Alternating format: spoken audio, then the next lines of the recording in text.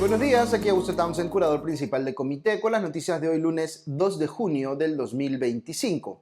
El podcast de hoy llega con el auspicio de Bigmont Group, una firma de selección de talento y consultoría que ha venido acompañando empresas líderes por más de una década y que, como empresa B, está enfocada en generar valor compartido desde una lógica de triple impacto económico, social y ambiental, porque el éxito empresarial ocurre cuando el talento y el propósito están alineados. Vamos con los titulares de hoy lunes 2 de junio en menos de un minuto vía Comité sin dueños de la verdad. Primero, Cuarto Poder reveló anoche excesos en el uso de la caja chica de Palacio de Gobierno para la compra de comida para las sesiones del Consejo de Ministros. Segundo, tras la ola de críticas, el gobierno eliminó la figura del reinfo hereditario que se había metido de contrabando en un reciente reglamento del Ministerio de Energía y Minas. Tercero, un informe de la Contraloría reveló graves problemas con el CV del actual presidente ejecutivo de Salud que lo inhabilitarían para el cargo. Cuarto, ayer empezó a operar oficialmente el nuevo aeropuerto Jorge Chávez, pero persiste la preocupación por el tráfico y la seguridad en los accesos al terminal en la avenida Morales Duárez. Y quinto, Ucrania bombardeó ayer 4 aeródromos rusos en una operación a gran escala con drones que llevó incluso hasta Siberia. Y no se pierdan en el espacio de la reflexión del día un comentario mío sobre una profesora muy famosa que acaban de expulsar de la Universidad de Harvard por falsificar la data de sus publicaciones. Vamos con el análisis de cada una de estas noticias. Aquí va la primera, a manera de resumen de los programas dominicales de anoche. Hemos tenido otra jornada dominical con noticias principalmente sobre frivolidades en el gobierno. Cuarto Poder difundió un reportaje sobre cuánto había gastado la gestión de Dina Boluarte para comprar comida cada vez que había sesión del Consejo de Ministros en Palacio de Gobierno. Cuando veo estos reportajes siempre trato de ser cuidadoso al analizar porque la crítica podría ser exagerada. Después de todo, no me parece per se equivocado que los ministros reciban comida si están participando en una sesión de gabinete que se prolonga durante la hora de almuerzo. No necesariamente tendría que haber aquí algo malo. Pero cuando uno ve el detalle, que es lo que hizo Cuarto Poder, comprueba que sí hay comportamientos muy cuestionables.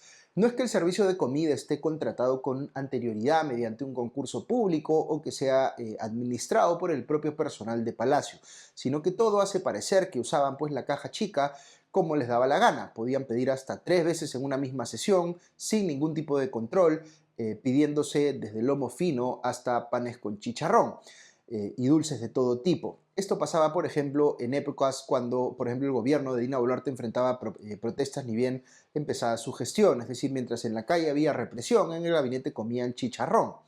Repito, no está mal que les entreguen comida a los ministros si están trabajando en horas de almuerzo, por ejemplo. Esto podría hacerse con un contrato de catering que se adjudique por concurso público. Lo que está mal es que usen la caja chica de Palacio como les provoca, sin ningún tipo de limitación o control. Tanto es que esto está mal que en el comunicado que sacó el gobierno en respuesta al reportaje de anoche admiten que ya no lo hacen. En fin, otra cosa que se ha hecho conocida y que se conecta con lo anterior es que de manera subrepticia la presidenta Dina Boluarte celebró su cumpleaños 63 el 30 de mayo en Palacio de Gobierno, a todo meter con mariachis incluidos. Quien había organizado la fiesta aparentemente es la asesora y amiga personal de Boluarte, Carmen Giordano, y asistieron entre otras personas el ex premier Gustavo Adriancén y el censurado ministro del Interior Juan José Santibáñez, que llegó con lo que parecía ser un regalo. A todos se les habría dado la orden de no tomar fotos o videos en la fiesta porque, claro, eso podría generar mucho fastidio respecto de una presidenta que casi llega al 0% de aprobación ciudadana y que ya es cuestionada por su frivolidad. Más allá de las frivolidades del poder, una noticia que sí debe llamar la atención es que la presidenta Boluarte acaba de cambiar nuevamente al jefe de la DINI, la Dirección Nacional de Inteligencia, y ha puesto al general de la Policía en retiro Alejandro Oviedo en reemplazo de Max Sanguamán. Es el quinto jefe de la DINI en lo que va de la gestión de Boluarte y el séptimo si contamos desde que asumió Pedro Castillo, según leo en El Comercio. Quien veo que ha criticado el cambio es el congresista de Fuerza Popular Fernando Rospigliosi, quien ha dicho que Boluarte, entre comillas, hace méritos para adelantar su salida de Palacio, al echar a un oficial con trayectoria destacada para nombrar a un policía cuestionado, culpando además Rospigliosi de esto al premier Eduardo Arana. Segunda noticia.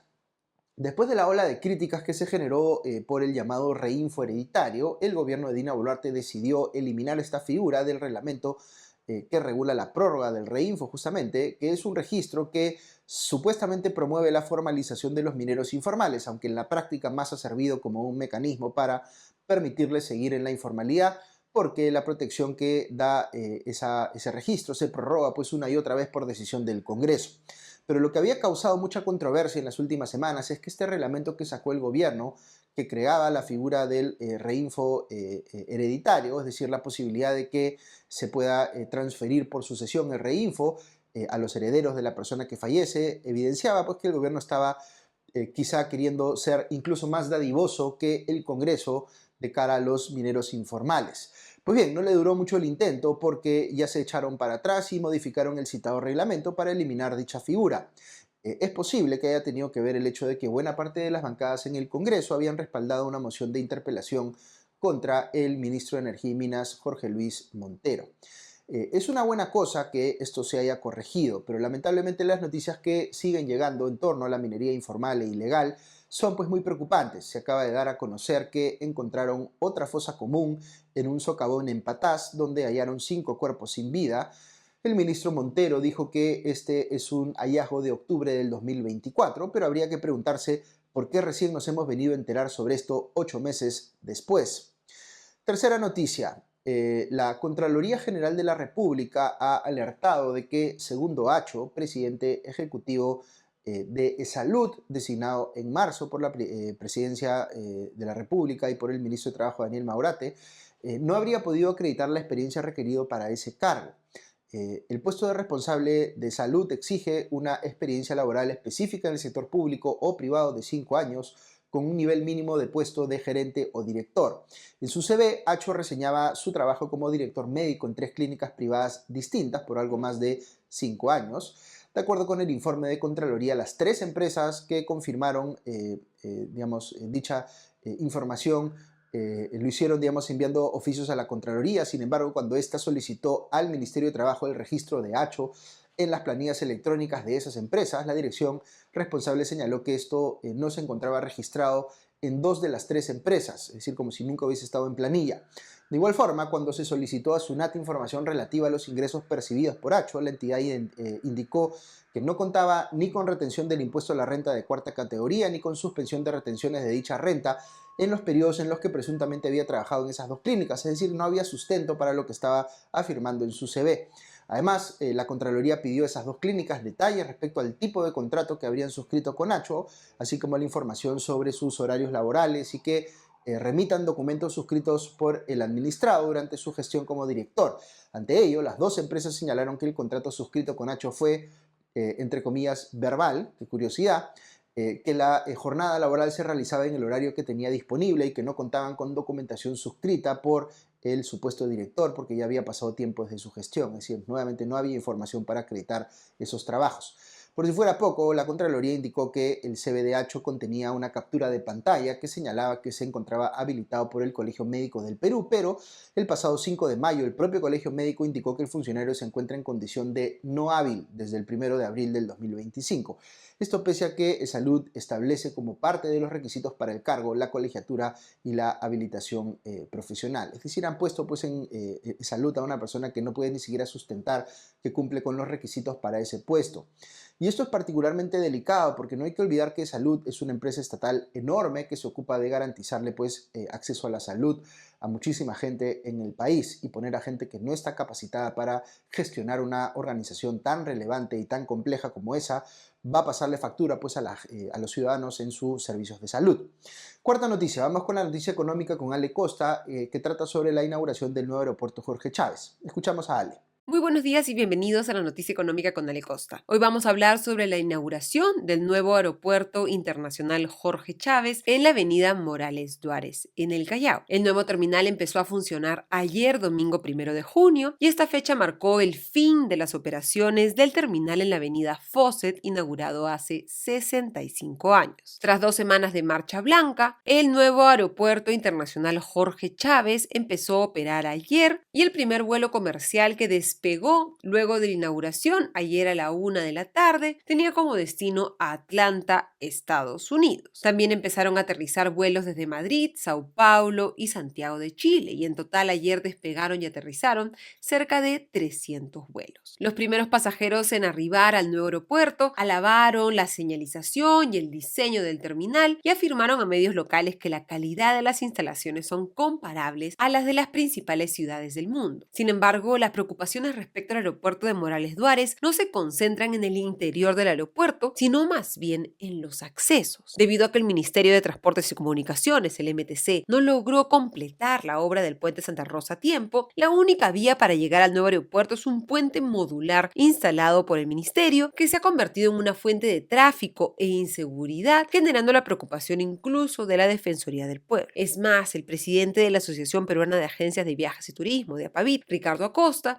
recomendó en RPP que los viajeros salgan de su casa con al menos 5 horas de anticipación antes de su vuelo para evitar contratiempos. Otro detalle que los pasajeros deben tomar en cuenta es que a diferencia del terminal de Fawcett, el ingreso peatonal no será posible, de modo que los pasajeros podrán acceder al aeropuerto solo a través de un vehículo particular, un taxi autorizado, taxis por aplicativo o en el bus aerodirecto que opera la ATU, la Autoridad de Transporte Urbano para Lima y Callao, y que trasladará a los pasajeros al Jorge Chávez a lo largo de 5 rutas: norte, centro, sur, Ventanilla y Quilca, con costos de entre 2 y 5 soles. En el primer día de operaciones, sin embargo, los usuarios del bus aerodirecto reportaron retrasos de hasta 30 minutos frente a los horarios establecidos. El nuevo terminal ha demandado una inversión de más de $2.000 millones por parte de Lima Airport Partners, LAP, y va a permitir recibir a 30 millones de pasajeros este año, y se proyecta que al 2026 se podrán recibir 40 millones de pasajeros. Esto podría convertir al Perú en un hub de la región e incrementar la llegada de turistas, pero esta infraestructura solo cumplirá su potencial si es que esos problemas externos, como el acceso y la seguridad, son resueltos por las entidades